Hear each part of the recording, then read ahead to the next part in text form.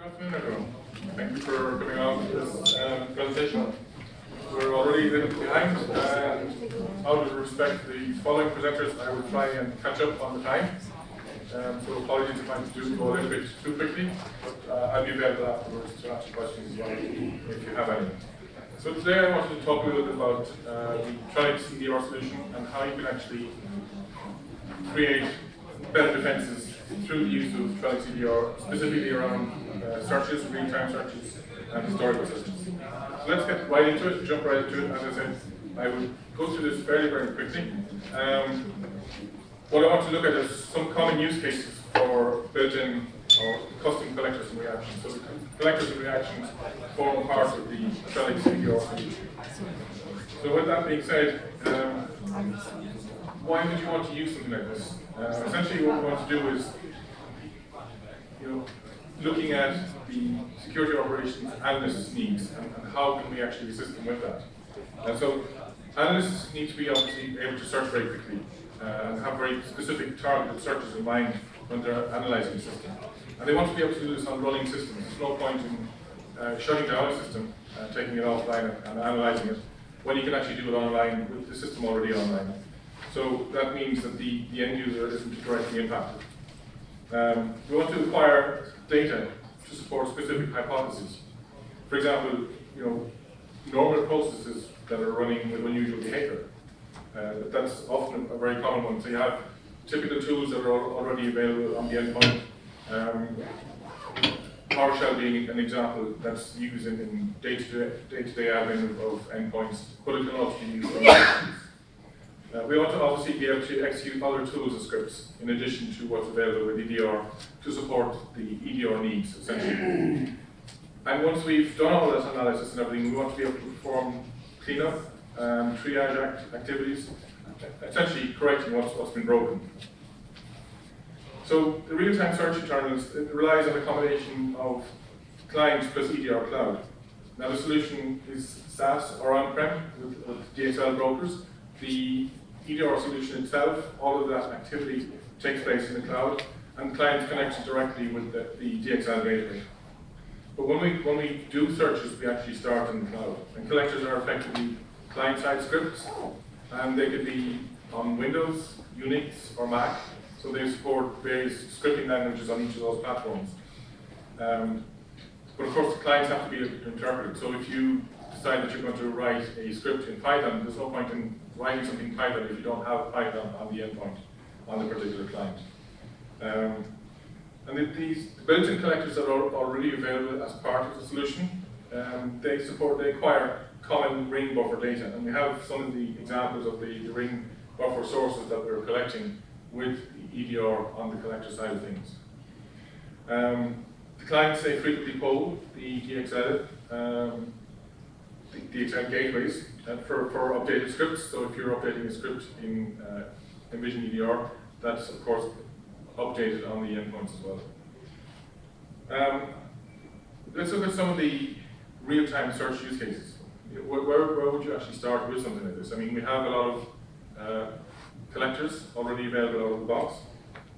But if you want specific examples of how you can actually utilize real-time search and historical search, the product guide has some very, very good examples. We also have a Trellix supported GitHub, which hosts additional examples of real-time search queries. And those queries can be customized. So you can take what's there already, copy it, modify it to your specific needs, simply by copying and pasting it and adapting it then to your own needs. So they're useful for hunting in terms of indicators of activity and the indication of attack, and also for anything else you might want to look for in terms of providing you additional orientation around a particular threat or a particular activity on the endpoint itself. So let's look at some use case examples. We have two examples here, which are basic examples using the built-in connectors, the ones that are already available with the solution itself. So for example, if an application launches a command line to access a remote IP address, the search query will look a little bit like this, where we're looking specifically for the command line contains the specific IP address that you're seeing here. If I can highlight it here. So in this case, we're looking for an IP address starting with 192.168. Or alternatively, if we want to look at the network flow, we're looking at the protocol, the direction, the source IP, the source port, and we're searching for that specific information, so that we can actually start doing an analysis and doing something that helping us with an investigation that we're carrying out on an endpoint or many multiples of endpoints. So we can also combine real-time searches with historical searches, so you're really getting full impact of the search capabilities within EDR. If we look a little bit deeper into that as another example here, where we're continuing to use the built-in collectors, where we want to turn on process history collector using EPO to give you a longer historical data. And that's what we're showing here, is this text that you see in terms of the actual search. Again, as I mentioned before, you can actually copy and paste that and modify that, of course, and implement it into your real-time search execution within EDR. We can do device historical searches for, in this example here, for the WMI process, for example, and looking at the parent process and seeing where that was invoked, what endpoints that was invoked on. And we can also do looking for the launching of these processes. Where was the process launched and what was the outcome of that particular process when it was launched. If we look at custom scripts, so what we've looked at so far are the out-of-the-box scripts that are available, but there are, of course, capabilities of doing custom scripts. One of the things to note when you are creating your own custom scripts is that the collections must output to the screen in a comment-delimited response. And also when you're naming those scripts, they have to have an underscore, and that underscore, the name of the script starts with an underscore that identifies it as a custom script. So the scripting, output, some of the key highlights here would be that the scripting output would be for data collection and display, or for driving a reaction. And the driving a reaction one I think is quite an interesting one. So for example, if you have a particular outcome that you want to perform a particular action with that, so you can actually do that with the scripting engine within EDR. We have an execution timeout of 60 minutes, so on the endpoint, so it doesn't lock up the endpoint. So if it fails, if the script fails, the endpoint isn't in any way compromised as a result of that. We also track the execution of scripts. So again, that forms part of the overall analytics that we want to do. If a script fails, we can then look at it and see why it failed as well, and who ran the script, and have a complete audit trail in relation to that.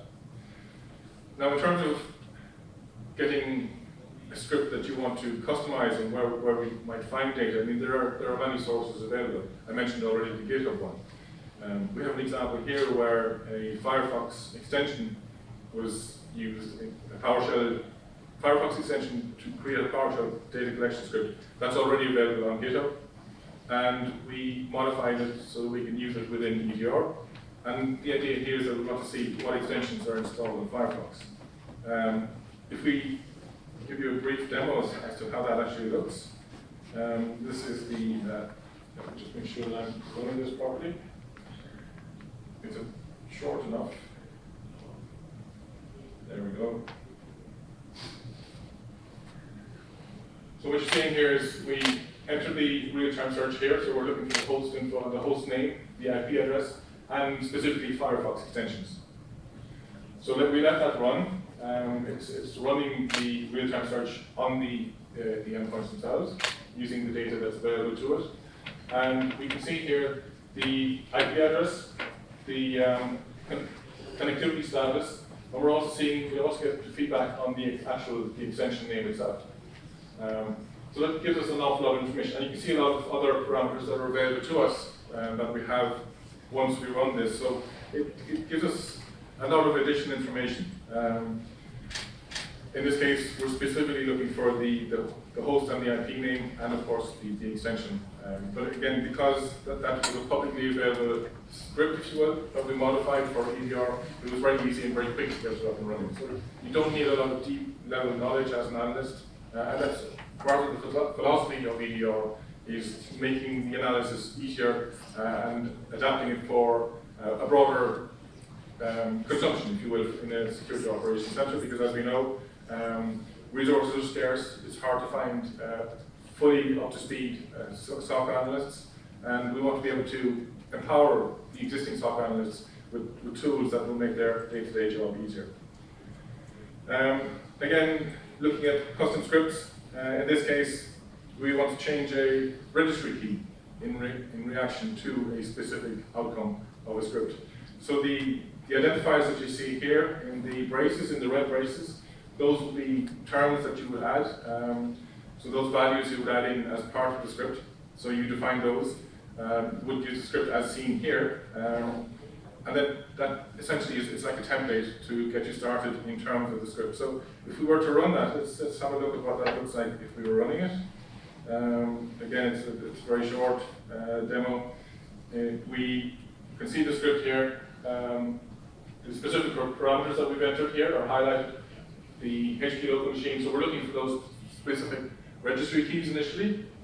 So that real-time search allows us to find those registry keys. And once it's found those, in this case we have one desktop. And now you can see over here on the right-hand side, we want to create a reaction as a result of that. And that's the case of defining the registry path that we want to update, giving the key name, and also the key value. So obviously we've got to take care when we're entering the registry path, because of course, as you know, modifying the registry incorrectly can have unnecessary, unintended consequences. But if we were now to run that script again, after running the initially script, running the same script again, we can go back and we can confirm that the registry key has in fact been updated. And we should see that here in this particular demo.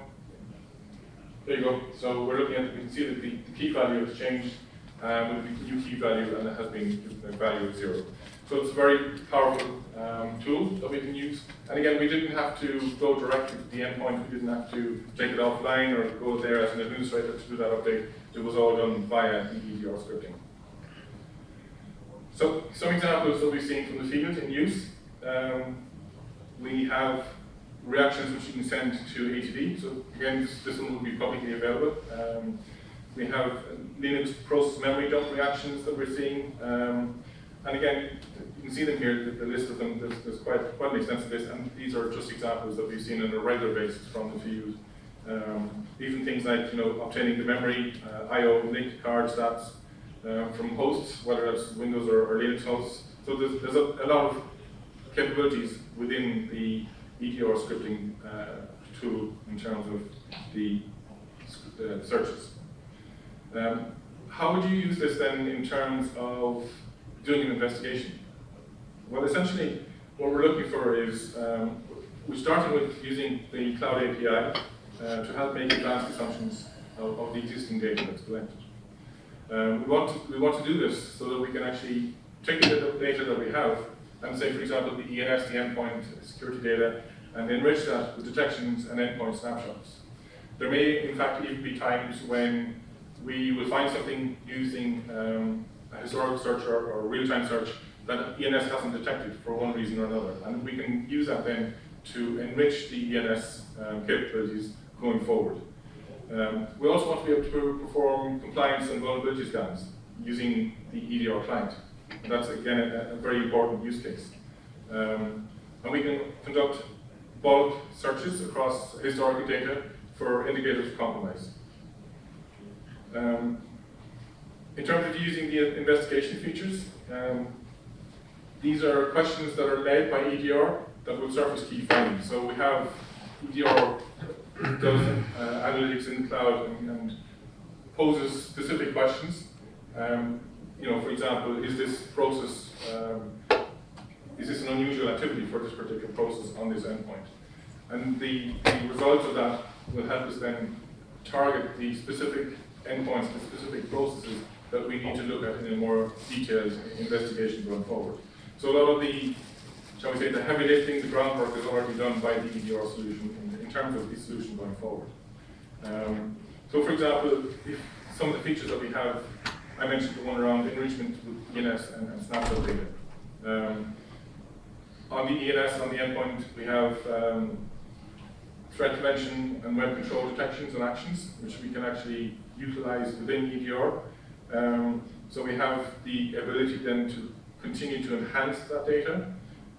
We can monitor alerts that may not include blocked or cleaned activities. So, some alerts will not result in any sort of blocking, but they will nevertheless be important, and it's important for an analyst to be able to do something like that. Snapshots can be used then to, for example, depending on how complex the enrichment is, they may not include blocked or cleaned activities. So we want to be able to update the ring buffer data to inform the EDR of new data. And again, we would use that with the scripting and the activities.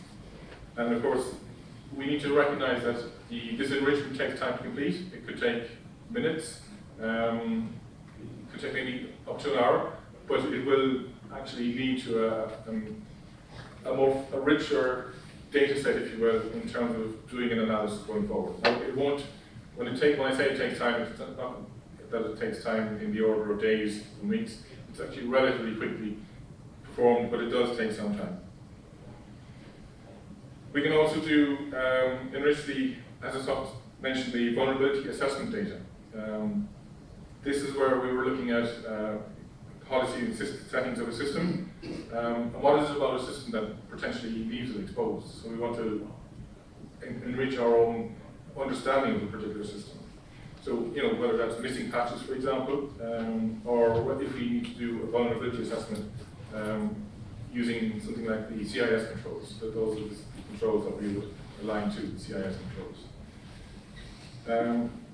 Using the historical search features, we can search for IOCs in bulk across historical data, and we can put the ICs into a large table and do a larger historical search. Now that will of course take a little bit of extra time because of the large amount of data that we're done.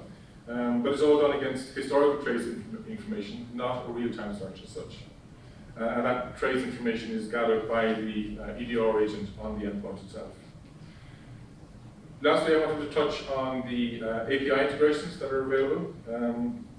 So we can utilize the API integrations that are available within EDR. Using the documented and supported API, we have a complete portal for the API integration. And that enables us to integrate EDR threat intelligence using multiple existing Trellix software packages, such as I mentioned already, ENS, ATD, for example, on the sandbox side of things, and we can use that data through the API integrations. If we look at some of the examples of what we have in typical API integrations, Envision EPO is there on-premise EPO or ENS. The Trellix Insights, which is an important one, of course, that will tie in very, very closely with Envision EDR. Tie in GTI will also have capabilities of integrating with Envision EDR, and you can see some of the other ones there as well, Helix and ESM, all capable of providing enrichment to the EDR solution to help an analyst do their specific role in a more efficient and more effective way. So the APIs are available, as I mentioned, on a portal, on the Trellix API portal, which is developer.trellix.com. That URL has now been updated, the domain name. And we can extract EDR events, create investigations, or perform real-time searches, including reactions. Now, the API does require a subscription, and that will make the full capabilities of the API available to you. Now, I'm conscious of time, so I'm just going to go through the last few remaining slides quite quickly.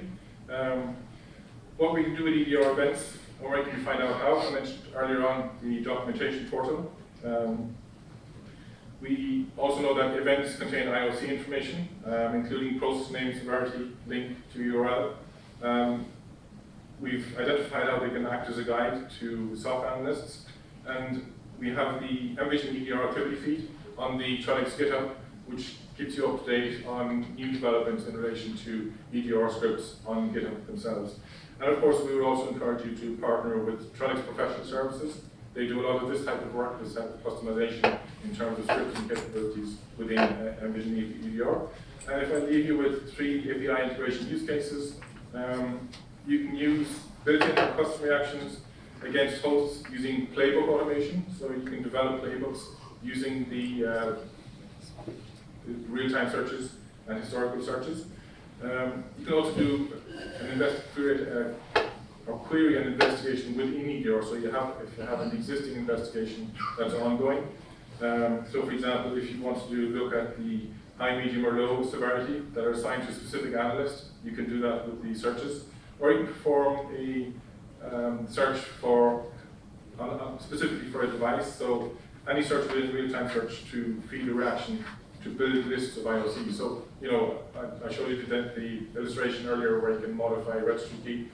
That capability can extend beyond additional other functionality, depending on how you implement that and what your availability is like in terms of the APIs, in terms of the APIs that you have subscribed to. That's basically it. Just one last slide here in relation to insights.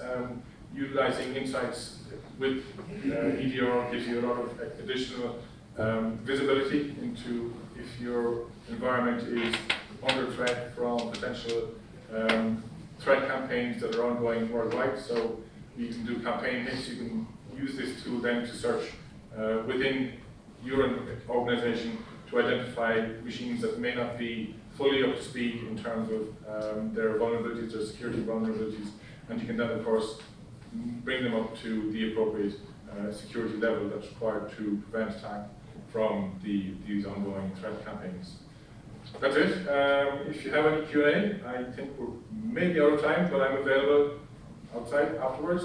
If you have any quick questions here, by all means, let me know, and see what we can do. Thank you for your time.